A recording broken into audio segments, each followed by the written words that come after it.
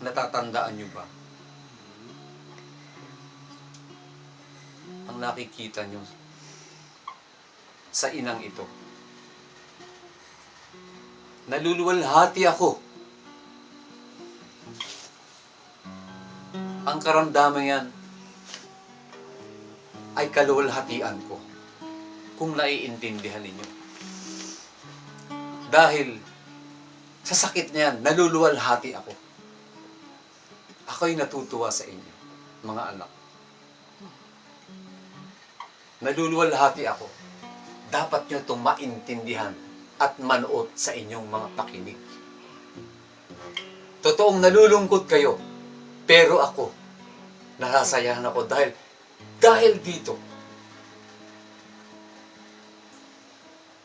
naluluwalhati ako dahil ako ang itinataas niyo. Salamat. Kaya't mga anak, huwag kayong malungkot. Ako nga ang narito. Sa bawat tumatawag sa akin, itong katawan nito ay akin din. Ang mga katawan na yan ay akin din. Ang mga hiningin yan na taglay nyo, akin din. At nakikita ko ang inyong mga katawid kalagayan. Huwag kayong matakot. Huwag maglumihanan ng inyong mga puso. Manampalataya kayo sa akin. Ako ang nagsasalita sa inyo sa gabing ito. Hallelujah. Ako ang nagsasalita sa inyo. Ako ang nagsasalita sa inyo na inyong Diyos. Hallelujah. Hindi mawawala ang isang kudlit o isang tuldok sa aking mga salita.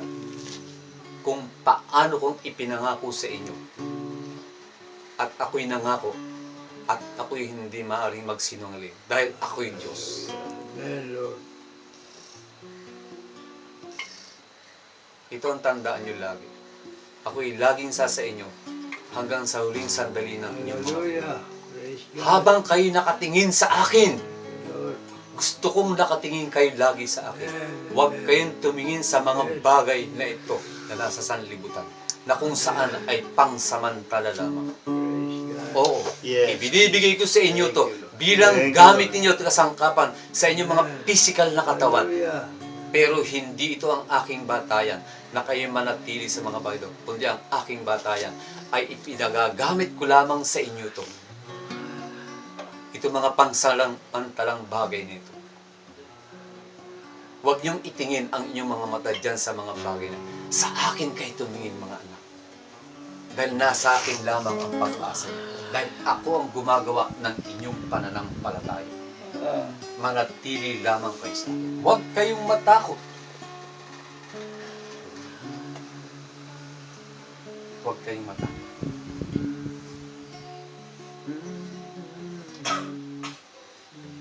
Thank you.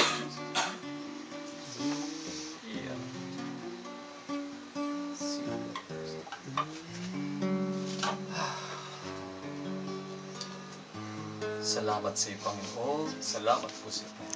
Ikaw